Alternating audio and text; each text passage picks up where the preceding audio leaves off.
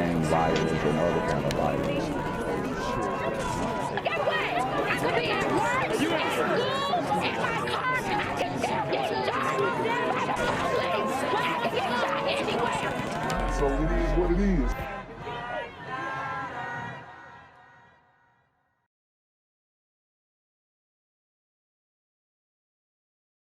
What's good, YouTube? It's the Black Gen Z Mindset. Make sure you go ahead and like, comment, share, subscribe. Let's get into the video. To get this guy back in custody, more officers will be at risk during the whole time while we're trying, if he's not in the wind, who knows where, putting other residents and other people at risk. It's unacceptable. A shocking story out of Orland Park tonight. A man with a long rap sheet is facing yet another weapons charge, and this time police say he enlisted a juvenile in the crime. Woo! Y'all seen his mugshot. Obvious signs of demon time. The neck tack's going crazy. And this brother was rough. And he was also involving children in his crime. So I told you guys that these big homies, if you ever see a grown man hanging out with super, young kids, adolescent kids, and they're not his kids, then you can pretty much assume that that guy and those young teens are on demon time. Viewing is live in Orland with that story. Tia. Well, what we are learning about this suspect is that he had a loaded gun on the floor in the car. He also had a loaded gun on him that was passed off to a child. And even with all of that, Orland Park's mayor says that this suspect will be out of jail pretty soon. Our officer said this is the baddest person he's ever dealt with since he's been on the force. This is the man. Wow. It's the baddest super gremlin that he's ever dealt with. And Orland Park's mayor is talking about repeat convicted offender Nicholas Birch. He was here Friday at Orland Park Mall when officers saw a weapon inside a parked car. Police say Birch returned to the car with this woman, Kelly Turner, and her young daughter. There was a gun on the floorboard, so our officers were quite concerned, right? And as it turns out, they had another gun as well. From there, police say Birch passed his fanny pack over to Turner. She then gave it to her child. Inside was another loaded gun with an extended clip. Officers had to break the car's window to take Birch into custody. Dang, and those officers are super brave. They're lucky that he didn't up the fire that he had in the whip and start dumping. And it wasn't the first time he resisted arrest. Back in 2016, he didn't go easy after shooting a man in his neck in Lakeview in an attempted robbery, which he was convicted of. This is his mugshot then. His arrests go back to 2008, showing a history of violent robberies, batteries, and shootings. And the judge just keeps letting him out. Apparently, this guy got a $500 bond. $500.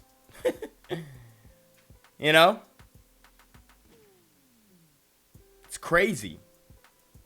Armed robberies involving, kids and his crimes, which is contributing to the, It's contributing to the delinquency of a minor.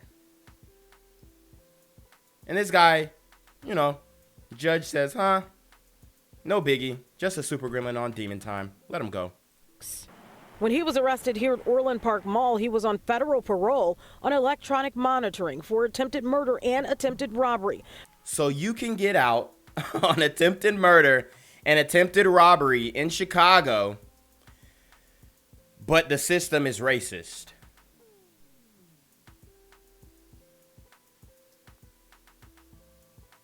He was out on attempted murder and attempted robbery, armed robbery rather. Rap sheet longer than a CVS receipt. And he's in the streets. Birch was charged with 2 felonies and a misdemeanor for Friday's incident. What the Cook County judge should have done is held him without bail until the federal authorities came back and hauled him back to jail, because clearly it's a parole violation. Well, as for Birch, he hasn't been released from jail just yet. His bond was a D bond set at $5,000, which means that he would only have to come up with 10% of that, which is $500. Wow. You know what? And these judges, let's keep it a buck. These judges are on demon time. It's like the super gremlins are the little demons, and then the judges and the prosecutors and the DAs are Satan himself.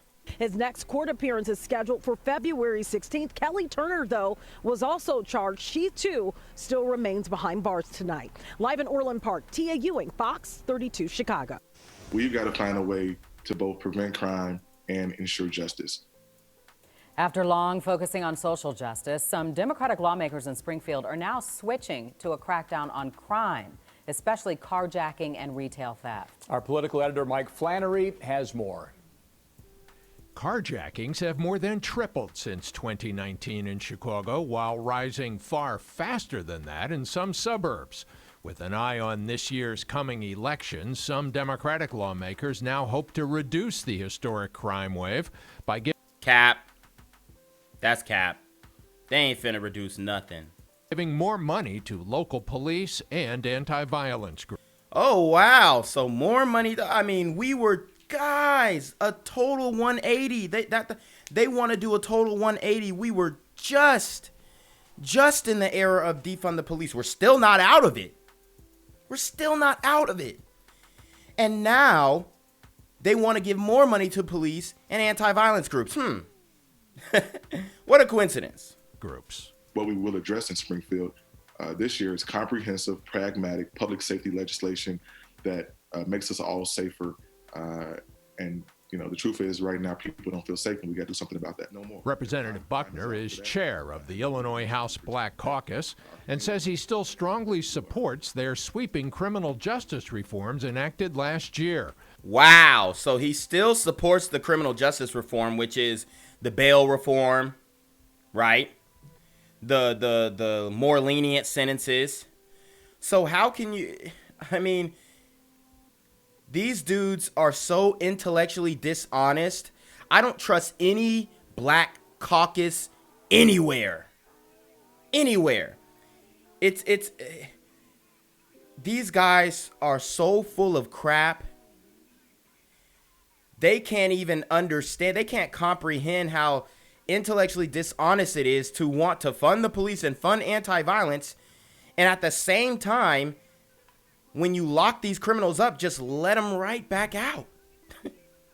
Among other things, those abolish cash bail next year.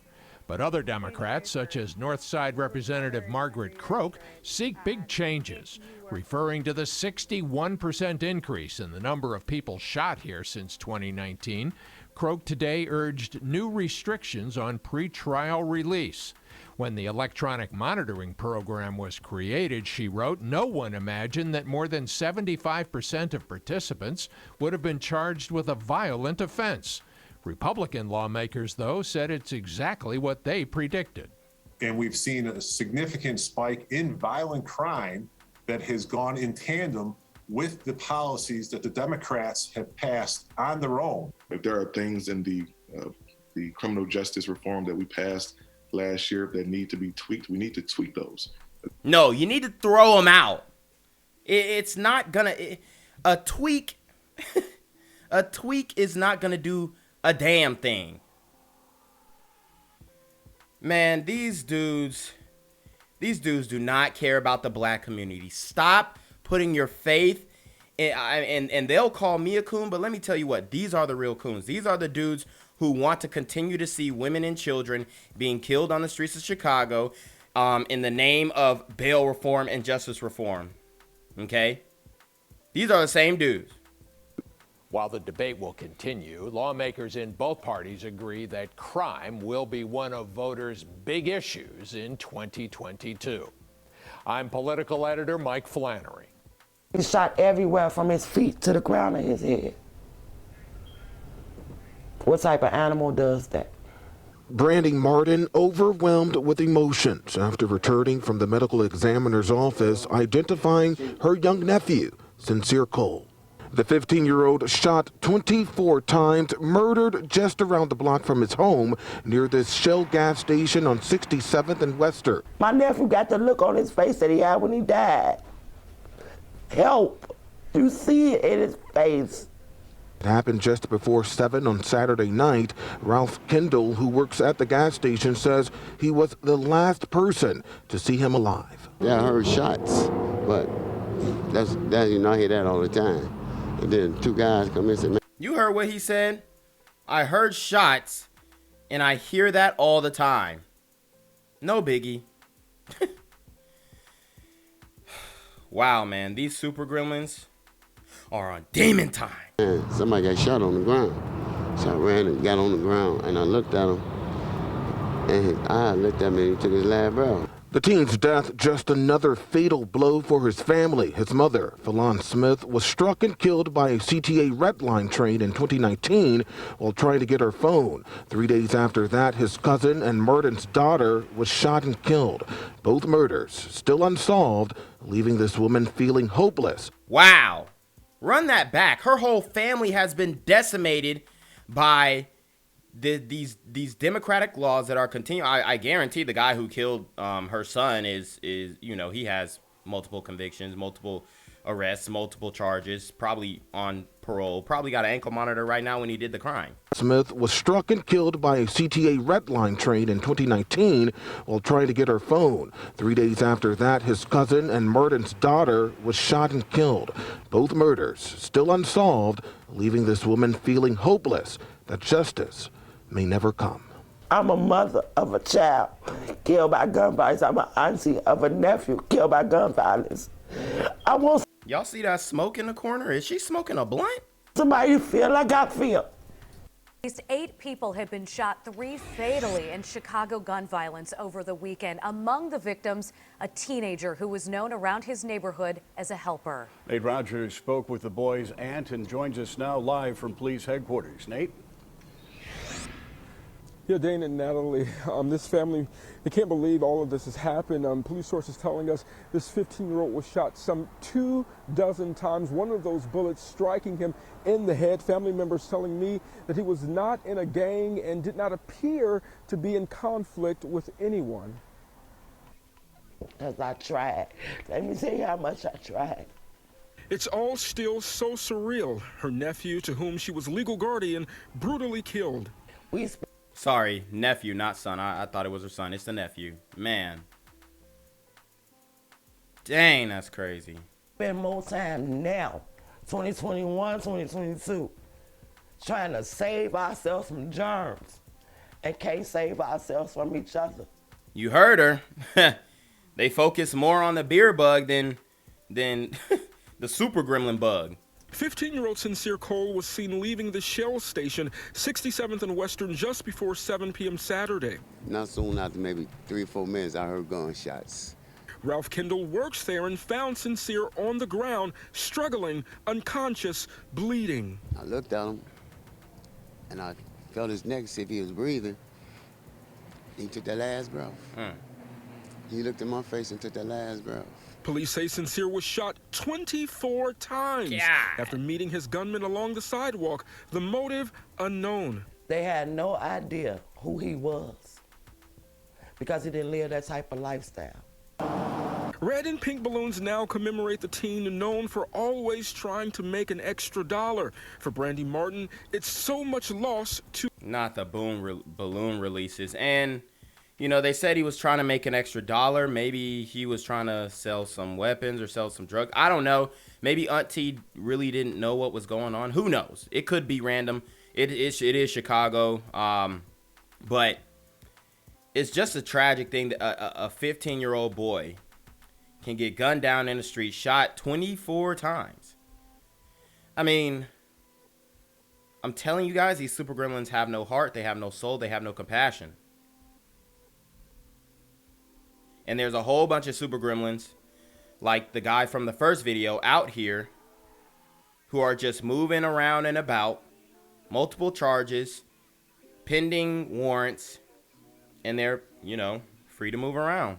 Too close together. Her mother, Apostle Georgetta Martin, died from cancer last year. Her daughter, Akila, was murdered in 2019. Also, her sister, Sincere's mother, dead, struck by a CTA train after trying to retrieve her cell phone in 2019. So 2 of their family members were killed.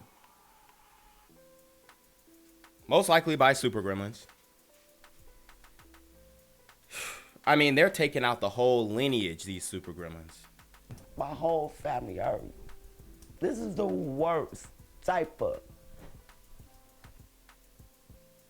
Yeah, Brandy right now telling me she has a lot of support from family members and friends, and that's one of the only things that's helping her to deal with all this. Police looking at surveillance video, hopefully leading them to the gunman. No suspects in custody at this time. The funeral, the family's also looking to raise money to help with Sincere's funeral. More information is on our website at fox32chicago.com. We're live at Chicago Police Headquarters. Nate Rogers, Fox 32 Chicago.